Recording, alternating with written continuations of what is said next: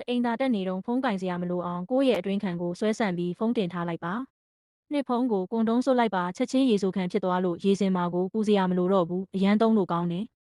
သုံးစခရင်မှာတိတ်အကြီးကက်ကက်လေးနဲ့ဖိပုတ်ပြီးပိုနေတာတွေကိုဖြတ်ထုတ်လိုက်ပါပတ်စံမကုန်တဲ့ screen protector ရသွားပြီလေးကွဲနေတဲ့စခရင်ပေါ်သွားတိုက်ဆေးနေနဲ့ညှစ်ကော်ဆူပါတစ်ဆက်ချပြီးတစ်ရှူးနဲ့ညီအောင်ပို့ပါပိုနေတာတွေတုပ်လိုက်ရင်အစ်စ်လိုပြန်ဖြစ်သွားမယ်ငါးစပီကာပေါက်ဖုံပိတ်နေရင် PK ကိုနည်းနည်းနေပြီးဖိကက်လိုက်ပါဖုံတွေအကုန်လုံးကပ်ပါလာလိမ့်မယ်6ပလင်းဖုံးတစ်ခုကိုဘေးနှစ်ဖက်ဖြက်နောက်အဖုံးတစ်ခုပေါ်ကော်နဲ့ကပ်လိုက်ရင်ရိုးရှင်းတဲ့ဖုံးထောက်တိုင်လေးရပါပြီ9ဖုံးနောက်မှာတင်နှုံးသားကိုတိတ်နဲ့ကတ်ထားရင်ဖုံးလိုင်းဆွဲအားပိုကောင်းစေပါတယ်ရှစ်ကားအဲကွန်းပေါက်မှာပလတ်စတစ်အိတ်ချီပြီးဖုံးထည့်ထားလိုက်ပါဖုံးကင်စရာမလိုသလိုဖုံးပူတာလည်းတက်တာစေတယ်